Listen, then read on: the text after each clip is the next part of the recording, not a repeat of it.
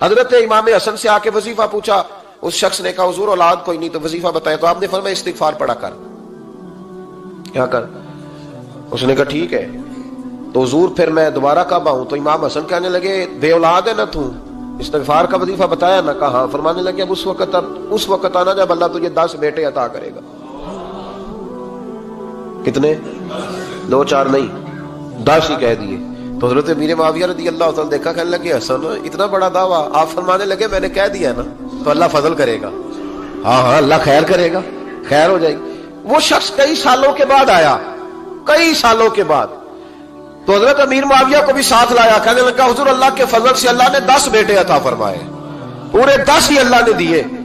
تو حضرت امیر معاویہ کہنے لگے جناب بات تو آپ کی سچی ہو گئی، پر مجھے بھی بتائیے وظیفہ کہاں سے لیا؟ فرمانے لگے قرآن پاک سے، سورہ نوح کی 10 11 12 آیت پڑھو۔ اللہ فرماتے ہیں تم استغفار پڑھو، میں تمہاری بیٹوں سے بھی مدد کروں گا، مالوں سے بھی مدد کروں گا۔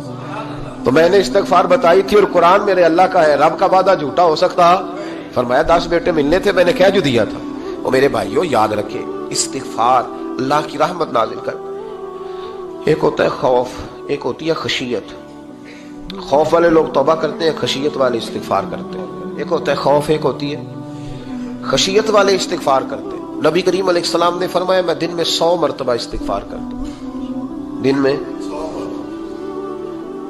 توبہ والا کہتا ہے کہ میں بھول گیا تھا، مجھے معافی مل جائے، اور خشیت والا کہتا ہے میرا یار ناراض نہ ہو جائے، وہ استغفار ہی کرتا رہتا ہے، وہ معافی مانگ۔ حضرت رومی نے مثال دی ہے، فرماتے ایک عورت تھی تو بھیک مانگا کرتی تھی، ایک دن بادشاہ کے دروازے پہ بھیک مانگنے گئی تو بادشاہ کو پسند آ گئی، اس نے نکاح کر لیا۔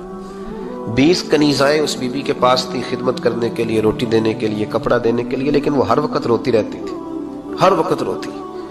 ایک سمجھدار کنیز کہنے لگی کہ ملکہ اب تیرا درجہ بہت بڑا ہے، تو ہر وقت روتی رہتی ہے، معافی مانگتی رہتی ہے ہر وقت، کون سی ایسی نعمت ہے جو تیرے پاس نہیں؟ تو وہ کہنے لگی اس لیے تو روتی ہوں۔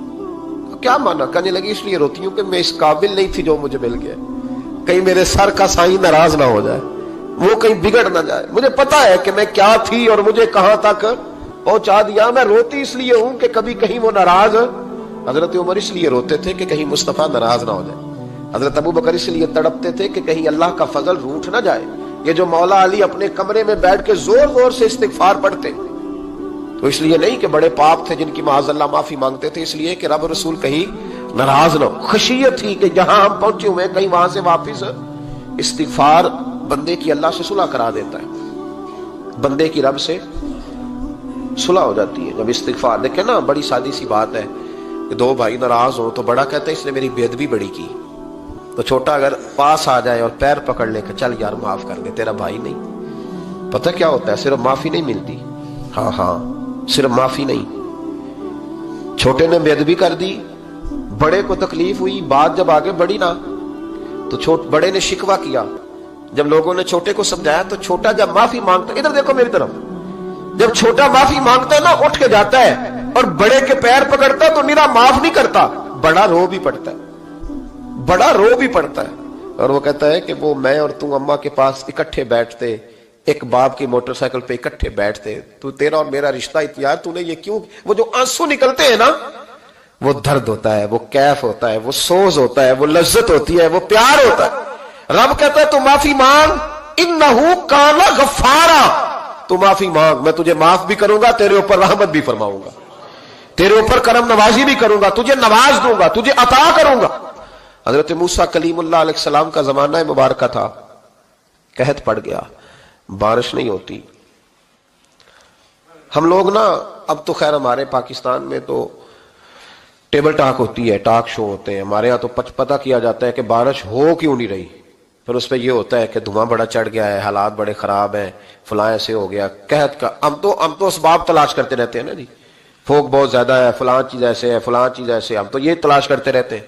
وہ لوگ یوں نہیں کرتے تھے، وہ سیدھے جا کے مصلوں پہ بیٹھتے تھے، اس لیے کہ وہ کہتے تھے جب رب چاہتا ہے تو پھر کوئی چیز کسی چیز کو روک سکتی، وہ سیدھے مصلے پہ بیٹھتے۔ اعلیٰ حضرت فاضل بریلوی رحمۃ اللہ علیہ کے پاس ایک مولانا محمد حسین آئے، وہ فلکیات کے بڑے ماہر تھے، تو اعلیٰ حضرت نے فرمایا ذرا ستاروں کا حساب لگا کے دکھاؤ بارش کب ہوگی؟ کہنے لگا پورا مہینہ تو نہیں ہوگی۔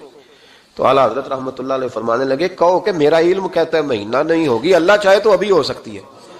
کہنے لگا جی وہ تو ٹھیک ہے پر میرا علم، وہ جیسے روز لوگوں نے پیر نیٹ ٹو شہنشاہ صاحب نہیں کھولے ہوتے کہ بارش کب آئے گی، اور اس کی طرف نہ دیکھ، مصلے پہ بیٹھ، مہربانی کر مصلے پہ بیٹھ، اللہ کی بارگاہ میں حاضر ہو، اس سے معافی مانگ، اسے منا تاکہ وہ رحمت کی بارش۔ کہنے لگا جی میرا علم کہتا ہے، تو اعلیٰ حضرت فرمانے لگے پھر وہی بات، تو کہ اللہ چاہے تو بارش ابھی، لیکن یہ جو اڑ گئے ہیں نا بیچارے، یہ اڑ ہی گئے ہیں، یہ جہاں الجھ گئے ہیں وہاں یہ لوگ الجھ گئے، اللہ ہمیں الجھنے سے محفوظ فرمائے۔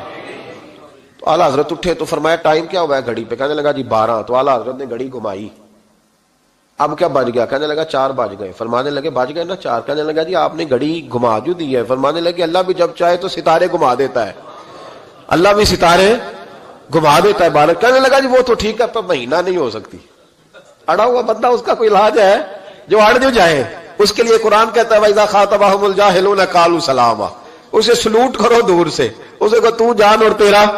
کہنے لگا جی ہو نہیں سکتی پورا مہینہ۔ فرمانے لگے یار تو جا اپنا کام کر۔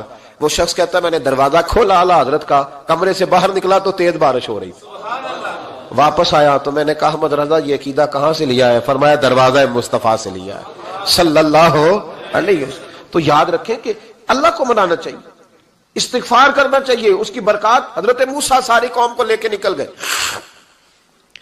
آؤ بھائی میدان میں اللہ کی بارگاہ میں استغفار کریں اور بارش کا سوال کریں، بارش مانگیں۔ جب باہر نکلے دیر تک دعائیں ہوتی رہیں تو حضرت موسیٰ علیہ السلام کو رب کریم نے وحی فرمائی کہ موسیٰ آپ کی قوم میں نے ایک شخص ہے جس کو 40 سال ہو گئے نافرمانی کرتے، اس نے رب سے صلح نہیں کی۔ کتنے لوگ ہیں؟ ایک، اور 40 سال سے وہ نافرمان ہے، اس کو مجمع سے نکال دو بارش ہو جائے گی۔ اگر ایک گناہگار کی وجہ سے بارش رک جاتی ہے، اور جہاں دروازے کھلے ہوئے ہوں، جہاں تنہائیاں خوفناک ہوں، اور جہاں تباہی اتری ہوئی ہو، اور جہاں لوگ کروڑوں روپیہ مال ہڑپ کر گئے ہوں، اور جہاں علماء کو ہتھ کڑیاں لگا کے ٹھنڈی زمینوں پہ لٹا دیا جائے اور قوم کہہ رہی ہو اچھا ہوا اچھا ہوا، اور لوگ پھبتیاں اڑا رہے ہوں، مذاق کر رہے ہوں، تو پھر اس قوم پہ کس طرح کر کے فضل الہی۔ اور یہ مولوی کا معاملہ نہیں، یہ تو ممبر رسول کا معاملہ ہے۔ میرے مصطفیٰ نے یہ نہیں کہا پیر میرا وارث ہے، حضور نے فرمایا عالم میرے دین کے وارث ہے۔ ہاں حضور نے فرمایا جس نے عالم کے چہرے کا دیدار کیا سمجھے میں نے اپنے نبی کی زیارت کی ہے۔ لیکن یہاں تو خیر یہ عنوان نہیں، ورنہ میں اس پر جاتا ہے۔ تو کہا ایک بندہ ہے 40 سال سے اللہ کی نافرمانی کر رہا ہے، وہ اگر نکل جائے تو بارش ہو جائے گی۔ حضرت موسیٰ نے اعلان کر دیا بھی ایک شخص ہے، وہ اگر نکل جائے تو بارش ہو جائے گی۔ پتہ تو ہوتا ہے نا سب کو، مجھے بھی پتہ ہے کہ میں اندر سے کیسا ہوں، اور آپ کو بھی خبر تو ہوتی ہے نا جی۔ جب بات ہو رہی ہوتی ہے تو پھر پتہ تو چلتا ہے نا کہ بات کہاں جا کے سیٹ ہو رہی ہے، پتہ چلتا ہے نا۔ اسے بھی چل گیا پتہ، اب اندر ہی اندر رونے لگا۔ اور دیکھو امام رازی اور امام غزالی دونوں نے لکھا ہے کہ اس درد سے رویا، اس درد سے کہ ادھر والے کو بھی پتہ نہ چل جائے، مجمع کے اندر کھڑا ہے اور ادھر والے کو بھی استغفار، دیکھو ادھر والے کو بھی پتہ نہ چل جائے اور ادھر والے کو بھی کہیں ہجوم غم میں بھی توہین ضبط غم نہ ہوئی، ہم اس احتیاط سے روئے کہ آنکھ نم نہ ہوئی۔ ہجوم غم میں بھی توہین ضبط غم نہ ہوئی، ہم اس احتیاط سے روئے کہ آنکھ نم نہ ہوئی، روئے بھی پر کسی کو آنسو نہیں دیکھنے دیے۔ اب اس درد سے کہتا ہے اللہ تو تو معاف کرنے والا ہے نا، تو معاف کرتا ہے، پردہ پوشی کرتا ہے، اور مالک اگر لوگوں کو پتہ چل گیا تو میرے تو بچوں کا بھی جینا حرام کر دے گا، یا اللہ میری تو آنے والی نسل بھی تڑپ کے وقت گزارے گی۔ مالک تو معاف کر دیا کرتا ہے، لوگ نہیں معاف کرتے، اے اللہ یہ میری خوبیاں بھول جائیں گے، میری خامیوں پر بات، مالک میں یہ ذلت نہیں برداشت کر سکتا، فضل فرما۔ حضرت موسیٰ نے دوبارہ اعلان کیا نکلتے ہو کہ نہیں نکلتے؟ پھر تڑپا خدا بندہ مجھے بے آبرو نہ کر، یہ ذلت اور رسوائیاں یہ نہیں برداشت ہوتی، اللہ درگزر۔ حضرت موسیٰ نے تیسرا اعلان کیا نکلتا ہے یا میں پھر اس کا نام لوں، اللہ سے پوچھ کے نام لوں اس کا، بتاؤ کون ہے؟ اب تو تڑپ گیا، کہنے لگا مالک میں تیری بارگاہ میں استغفار کرتا ہوں، آئندہ نہیں کرتا، آئندہ نہیں کرتا۔ یہ لفظ ادا کیے، بندہ کوئی بھی نہیں نکلا، رب کریم نے بارش عطا کر دی، تیز بارش، جب برسی نا تیز بارش، لوگ تو نہیں دیکھ کے دوڑ گئے۔ تو حضرت موسیٰ کہنے لگا یا اللہ مجھے بھی تو بتا، تو نے کہا تھا کہ جب تک بندہ نہیں نکلتا بارش نہیں ہوگی، تو نکلا کوئی بھی نہیں، بارش ہو گئی، ماجرا کیا ہے؟ تو رب کریم نے فرمایا موسیٰ بس اس نے مجھ سے صلح کر لی، اس نے مجھ سے صلح کر لی. اور امام غزالی نے لفظ لکھے, حضرت موسیٰ نے پوچھا, حالانکہ اللہ اپنے نبیوں کو غیب کے خزانے دیتا ہے, پوچھا کہ اے اللہ مجھے اس کا نام بتا دے. تو رب کریم نے فرمایا موسیٰ جب گناہگار تھا تب نہیں کسی کو بتایا, جب پاپی تھا تب نہیں بتایا, جب مجرم تھا تب نہیں بتایا, اب کیسے بتا دوں؟ فرمایا اس کی میری صلح ہو گئی ہے.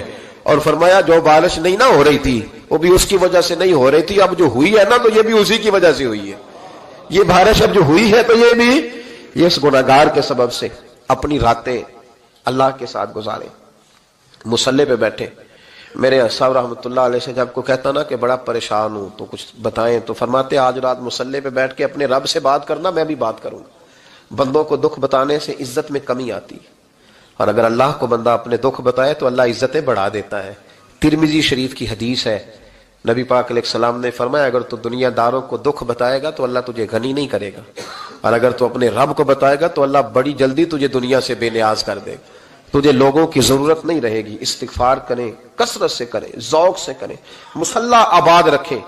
ہر شے دیکھو نا, جس طرح کھانے کی میز آباد رہتی ہے, بستر آباد رہتا ہے, ہمارے دیگر معاملات, اگر مصلی نہ آباد رہے تو روح بے چین رہتی ہے, طبیعت بے قرار رہتی ہے. انسان, میں نے دیکھا ہے بڑے بڑے سمجھدار لوگ پاگلوں جیسی زندگی گزار رہے ہیں, بولتے جا رہے ہیں, بولتے جا رہے ہیں, بولتے جا رہے ہیں, ایسے کسی کو کوئی خبر کہ 6 فون اٹھائے ہوئے ہیں, ایسے جیسے ڈسٹرب ہو گئے مینٹلی طور پر. وجہ کیا ہے کہ ان سے جان نہیں چھڑاتے. کبھی سارے موبائل بند کر کے نا, سارے بچے ہر چیز سائڈ پہ کر کے مصلی پہ بھی آنا چاہیے. اور مالک تو بڑا ہی کریم ہے, اللہ تو بڑا ہی کنز المال کی حدیث سنا کے بعد سمیٹتا ہوں. نبی پاک صلی اللہ تعالی وسلم فرماتے ایک شخص تھا بنی اسرائیل میں, بڑا مالدار تھا, تو پھر اس پہ غربت آ گئی. جب غربت آئی تو رو پڑا, کہنے لگا اے اللہ میں غریب ہو گیا ہوں, میری مدد فرما, میں نے بڑی نافرمانی کی ہے تیری. مالدار جب تھا تو بڑی موج کر, یا اللہ میں نے بڑی اب نہیں کروں گا, مجھے اس غربت سے نکال. تو اللہ نے فرشتوں سے کہا کہ دے دو جو مانگتا ہے. تو فرشتے کہنے لگے یا اللہ یہ توبہ کر کے نہیں آیا, ڈر کے نہیں آیا, یہ تو الجھ گیا تب آیا ہے. یہ تجھ سے ڈر کے ہوتا ہے نا ایسے کہ لوگ اللہ سے نہیں ڈرتے جتنا غربتوں سے معاذ اللہ ڈرتے ہیں. یا اللہ یہ تو وہ الجھ گیا تب آیا. تو اللہ نے فرمایا پتہ مجھے بھی ہے, لیکن آ تو گیا ہے نا, چلو دے دو. تو کہا یا اللہ اگر دے دیا تو دوبارہ نہیں آئے گا. فرمایا اس کا بھی مجھے پتا ہے, تم دے دو. اسے دے دیا. جب دولت مل گئی نا تو کہنے لگا اوہو وہ تو میں نے اس طریقہ سے ہی استعمال کیا اس لیے کامیاب ہو گیا. پھر کچھ وقت گزرا تو پھر الجھ گیا, پھر قرضے چڑھ گئے, پھر سارے علاج کر, کہنے لگا یا اللہ اب نہیں کرتا, اب معاف کر دے. 70 دفعہ توبہ کی اور 70 دفعہ توڑی.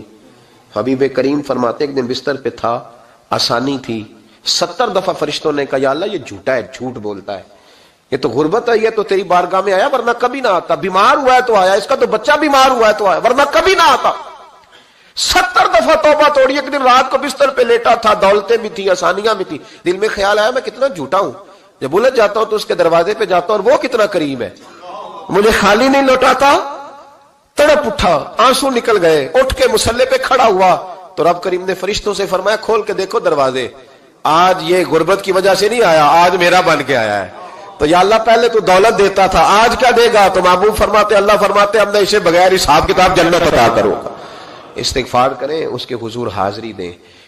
جس طرح سارا کچھ چھوڑ چھاڑ کے لوگ کہتے ہیں کہ 1 مہینہ میں نے کسی سیاحتی مقام پہ رہنا ہے, میں نے اب کسی ٹھنڈے علاقے میں چلے جانا ہے, برف باری دیکھنی ہے, سیر کرنی ہے, 10 دن کی چھٹیاں وہاں گزارنی ہے. چلو 7 چھٹیاں وہاں گزار لو, 3 دن اپنے اللہ کے ساتھ گزارو, روزے رکھو, دن کو رات کو قرآن شریف پڑھو, تلاوت, کچھ وقت دو اللہ کے ساتھ. حضور پر درود و سلام بھیجنے کے لیے, نبی پاک کی نعت کے لیے, اذکار کے لیے, بزرگوں کے لیے, پھر دیکھنا اللہ روح کو کتنا سکون دیتا ہے. آخر دعوانا الحمدللہ رب العالمین.